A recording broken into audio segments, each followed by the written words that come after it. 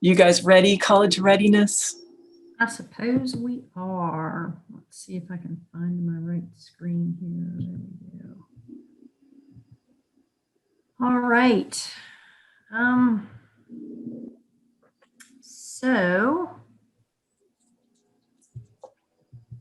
we did conduct a good bit of professional development. So we're not sure of the status of that. I assume we still will.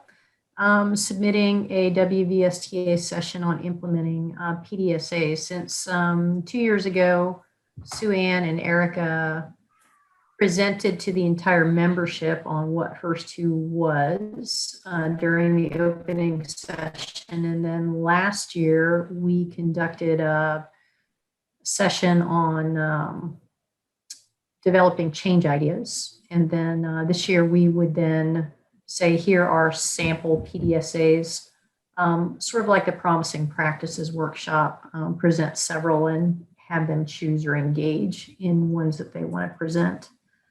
And then we successfully did that, did a change idea workshop again at WVCTM, and we did conduct 2 drop-in sessions during the spring meeting, which wound up increasing our membership. So we had some good conversations there. Kathy, you want to talk about the HISTA PD? Sure.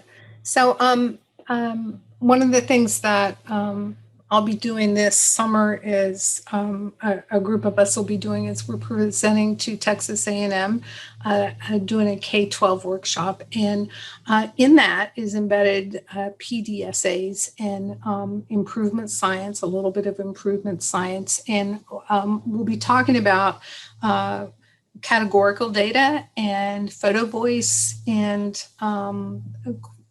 analyzing that, and then how to measure and how to maybe even set up how we're setting up PDSA, and we're going to illustrate that as we're doing it, just kind of quick and dirty.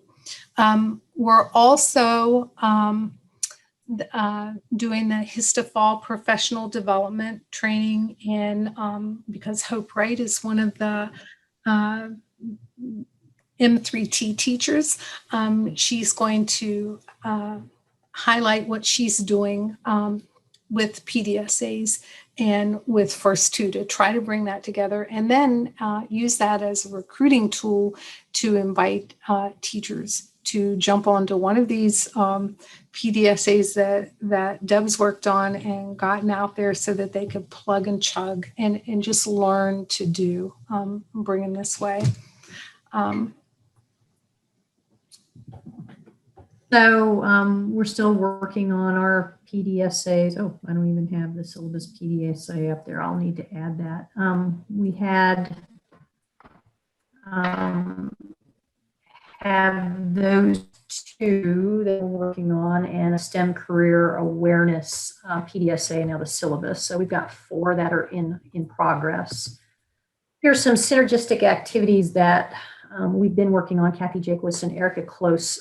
Neither one could attend our last month's meeting. And so I don't have an update on their engagement with the STEM ecosystem, but they're excited to do it. Just wondering how much authority they have to engage. So that's something we have to discuss with leadership.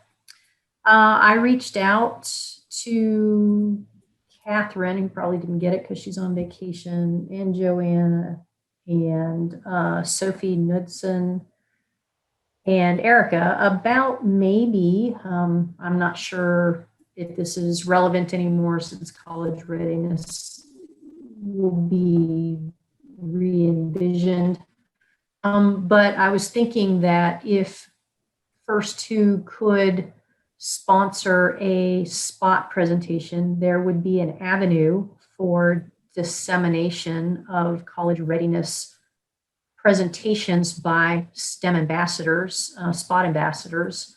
This is an organized system of delivering presentations to high school and middle school students by college students. So I was thinking if HERS2 could sponsor the production of a session the SPOT ambassadors would be trained on that session and then go out.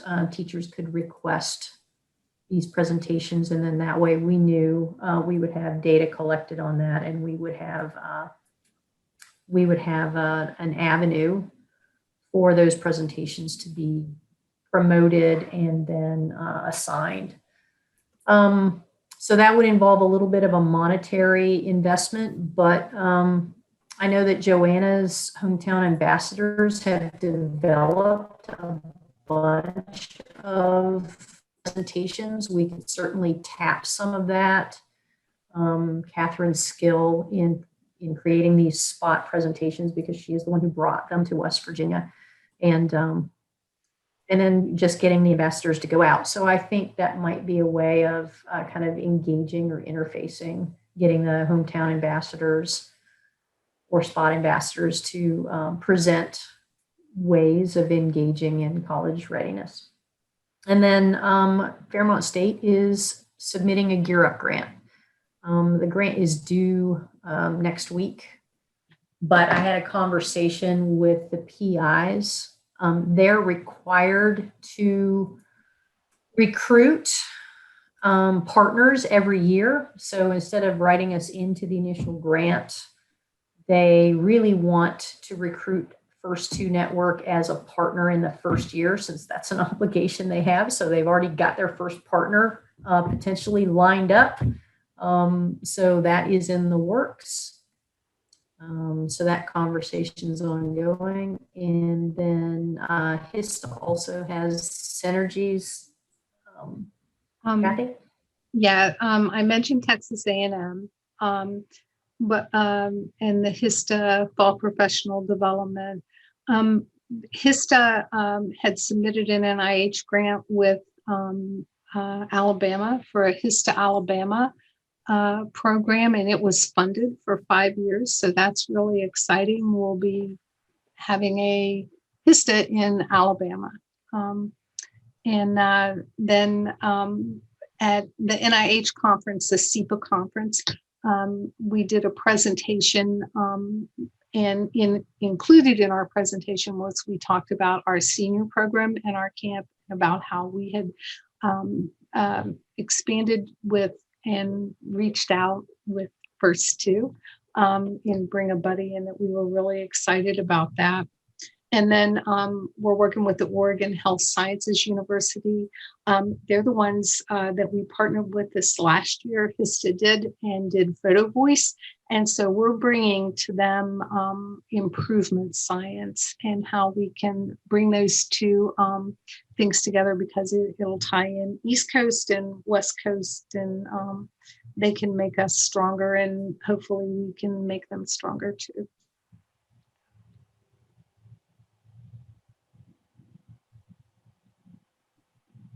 Probably not.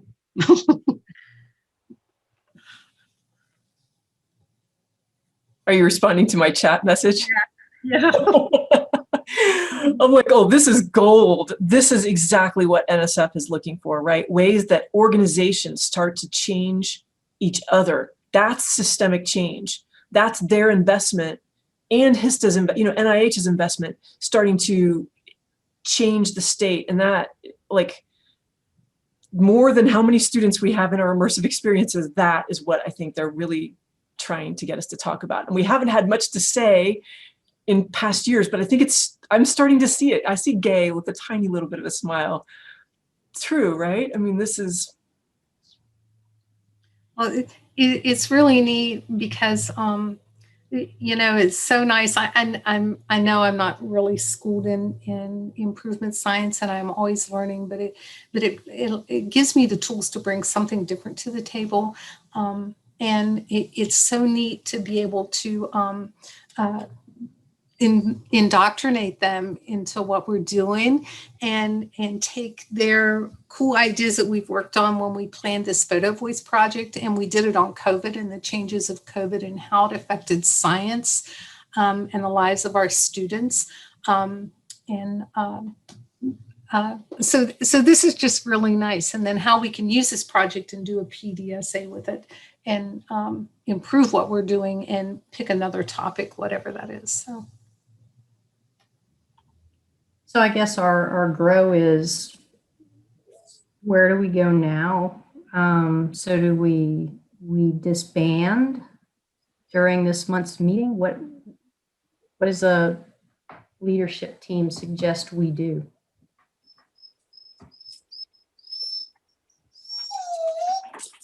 My thoughts exactly. Yeah.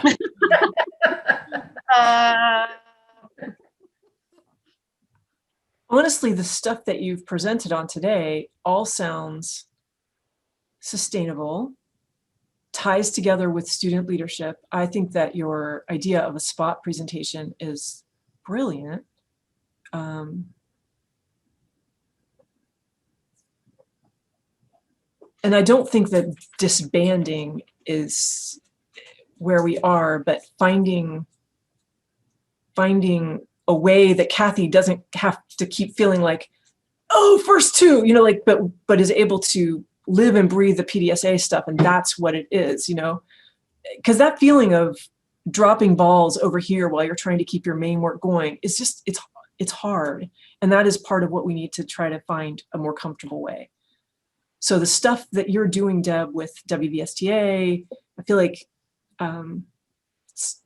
Kathy and Erica, that is in their what they want to do, right? That STEM ecosystem stuff. So maybe that's the thing, is for us to sit down in another meeting and find what places are comfort zone and what places are super stressful, and figure out where we can maximize the comfort zone and give more power to that and just cut out the stress. And I don't know if Sean is still interested in being involved, but he's actually moving out of the state. Oh my goodness. Well, that explains that. Yeah, he's leaving, so yep. So I don't think that there was not a plan. There was just a recognition, I think, of the same frustrations that you guys are feeling, and compassion for that, and wanting to put, you know, to focus our attentions into places where it's smooth and has been bushwhacked a little bit more. And boy, there are some places where it has, like keeping the word at WVSTA, it just makes it a presence. But I'm sorry, I'm talking so much. What do other people think about that?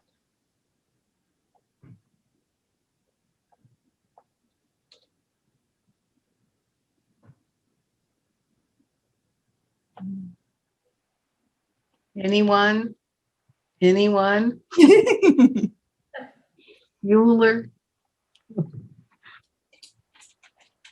Debbie, you're good at seeing those kind of connection things. Do you have any insights here?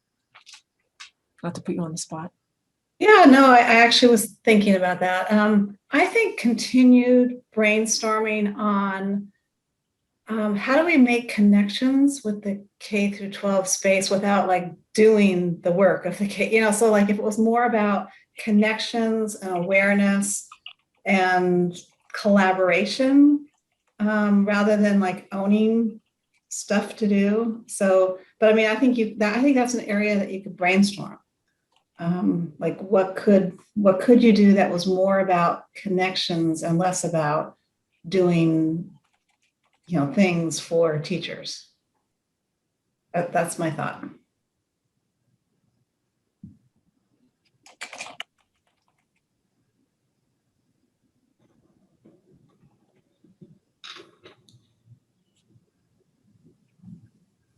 I wrote all that down.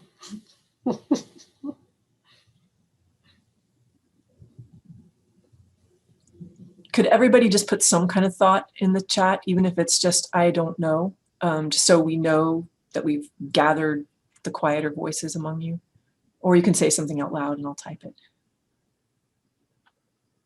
Can you, I mean, I know we're sort of like brainstorming like thoughts on the future of college readiness, right? We put it into a question, to like a clearly worded question, or is it just like, what are your thoughts on the future of college readiness group? Is that it?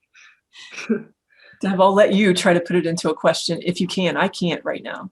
So I guess the question is, what is your vision? What do you think that the college readiness group should be doing to contribute to the work of First Two?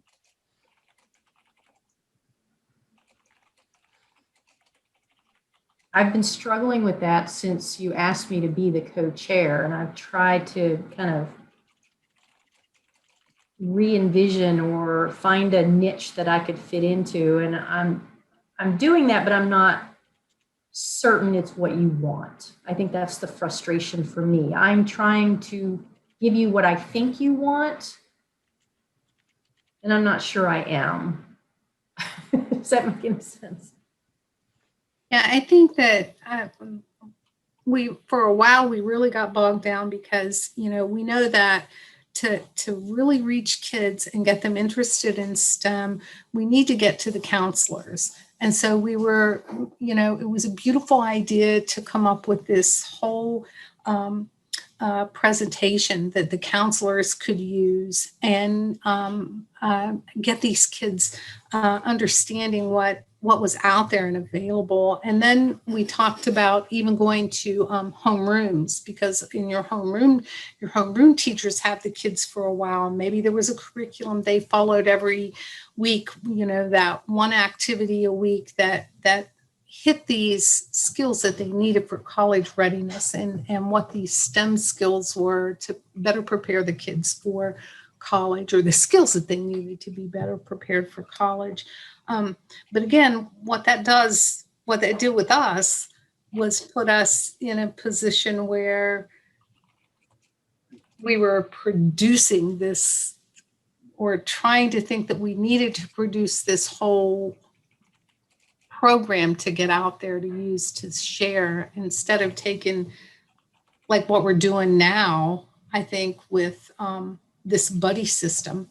We're doing it anyway, and we're sharing it now, getting it out and sharing it. And we're doing it in photo voice, and we're sharing it with organ. That feels more natural to me, those kind of things. Instead of trying to birth this baby of curriculum to get out to give to guidance counselors, and they're going to look at us and say, you can take a hike. I don't have time for you, or with all the other stuff I have to do. So, and then I'll be quiet. I can totally hear that from the teachers I've worked with too on other projects. And I feel it myself as a faculty member, and I see my colleagues feeling it. And it seems like it's systemic beyond the K through 12 space. So I think this is even a question for beyond just the college readiness group of how do we really be gentle with the sort of burnout that people are experiencing after this last year, and how do we move with that? I think that's a question for our whole network. As the semester progressed, we had such high energy in the beginning and such participation, and then now it's down to 8 people, and none of them are teachers. Well, one is a teacher, and the rest of them just sort of disappeared.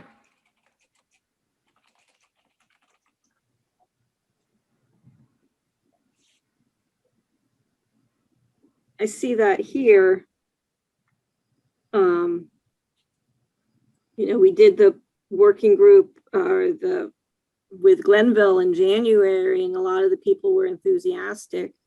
And we also did the the promising practices in January, and I think a lot of people are enthusiastic.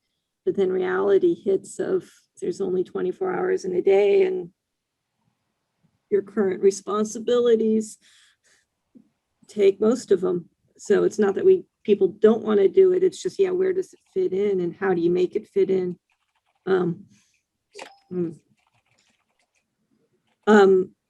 I think this would be a great conversation to have with Joanna and the students, because maybe the students coming out of high school have some ideas. This is where I think not having them. They have a lot of ideas. I'm sure they have a lot of ideas. They always do. They have some great ideas. But not having the hometown ambassadors really working this last year, I think we didn't have that synergy. What about another sort of asynchronous conversation with teachers? Yeah. We've done it with faculty, and you can kind of see some of those themes there. But with more just like where, I don't know, what are the teachers' voices? You know, I think we need more teacher voice. Just how are they feeling? What are their days like? What are they wanting? I don't know. Everyone's frozen. Can you hear me? Okay. Okay. I see nods. Okay.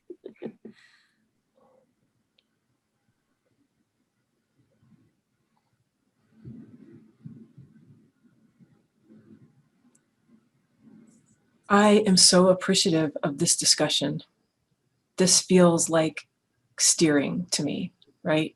Grappling with the uncertainty and ideas and little bits of things that have promise. So thank you all for putting stuff in.